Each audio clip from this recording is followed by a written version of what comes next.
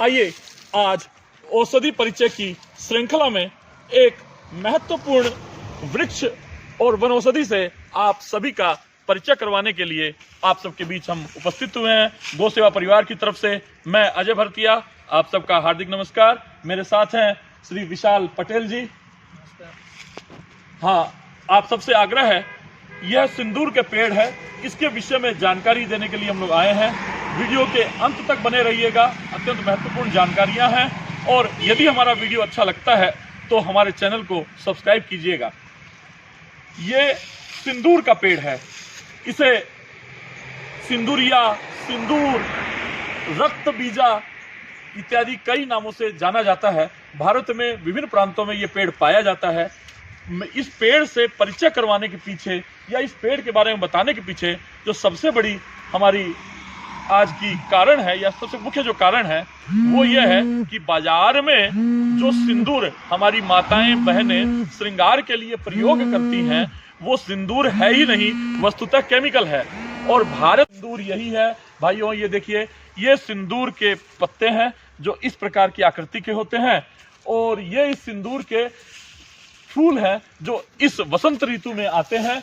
और इनको फोड़ने पर, ये देखिए मैं फोड़ के दिखा रहा हूं आपको, इनको फोड़ने पर ये देखिए इस प्रकार के बीज निकलते हैं जिन्हें सिंदूर के बीज कहा जाता है।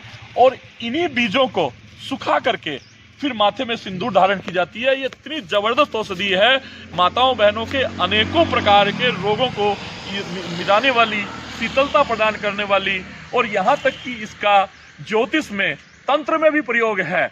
इस औषधि को अनेकों रोगों में, पीलिया इत्यादि में इस्तेमाल किया जाता है, चर्म रोगों में इसको इस्तेमाल किया जाता है।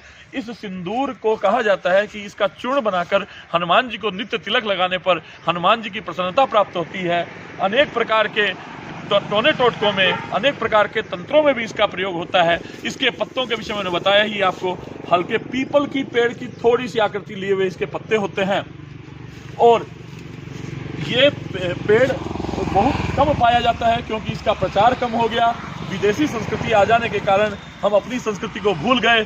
फिर ये बाजारवाद आया, बाजारवाद में घटिया उत्पादों का जो टेलीविज़न इत्यादि में प्रचार प्रसार किया गया, उसमें हमारी संस्कृति की मूल वस्तुएं खो गई। और मूल वस्तुएं खो जाने के कारण आज ये सिंदूर का पेड़ लोगों की जानकारी से लुप्त हो गया। 100 में से एक व्यक्ति भी शायद इसके विषय में नहीं जानता है। मेरा आप सबसे आग्रह है कि इसके बीजों को आप मंगवा करके, कहीं से भी अरेंज करके या हमसे सहयोग लेकर के इनके पेड़ अधिकाधिक लगाए जाए। पुराने ज़माने में पैसे वाले या धनाढ्य लोग अपने घरों की चारदीवारी पर सुंदरता के लिए इसके वृक्ष उगाया करते थे और बड़ी सुंदर इसकी चारदीवारी लगती थी। आज भी मेरा आग्रह है कि लोग इस पेड़ का अधिक से अधिक प्रचार करें। और हम लोग अपनी माताएं बहनों से मेरा विशेष आग्रह है कि भले ही महंगी हो, इसी सिंदूर का प्रयोग करें। देखिए, आने वाले दिनों में फिर से बदलाव होगा। हम केमिकल वाली सिंदूर लगा करके सौभाग्य की कामना करते हैं। जिस सिंदूर को लगाने से हमारे माताओं को, बहनों को सौभाग्य की प्राप्ति होती है, पति की लंबी उम्र प्राप्त होती है, वो केमिकल वाली सिंदूर लगा करके जो माताओं बहनों को यहाँ सफ़ेद दाग की बीमारी दे देती है, वो कैसे उनकी मनोकामनाओं को पूर्ण करेगी। हम भारतीयता को अपनाएं, स्वदेशी को अपनाएं, भारत की पूरी पुरानी संस्कृति को पुनः अपनाएं। इस दृष्टि से, इस लक्ष्य से हम आपके सामने आए हैं।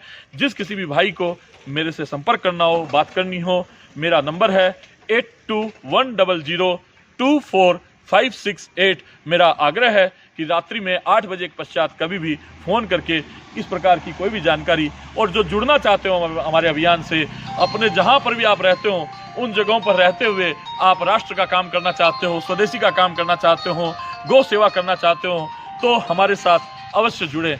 और इस तरह हम समय समय पर अनेकों वनौषधियों को लेकर के आपके बीच में आते रहेंगे। इस चैनल को सब्सक्राइब यदि आप कर लेते हैं तो वो जानकारियाँ आपको मिलते रहेगी। इस पेड़ के पत्तों को मेरा फिर से आग्रह है, एक बार फिर से पहचान लीजिए, क्योंकि इसके फूल तो इसी ऋतु में आते हैं, लेकिन पत्तों को पहचान लेंगे तो इसके पंचांग काम आते हैं, इसके पत्ते काम आते हैं, इसकी डालियाँ काम आती है, इसका तना काम आता है, इसका क्वाथ प्रयोग में होता है।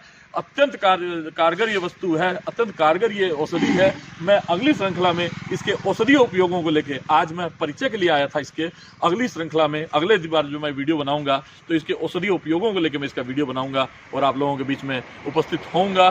तब तक के लिए नमस्कार, जय श्री राम, जय गौ माता। आप सभी को सादर नमस्कार। और आप जरूर हमारे साथ जुड़िए। हमारे अभियान में, स्वदेशी को बढ़ाने के हमारे अभियान में आप अवश्य जुड़िए। पवित्रम ऑर्गेनिक्स नाम से हम एक स्वदेशी अभियान चला रहे हैं, उसके साथ भी आप जुड़ सकते हैं।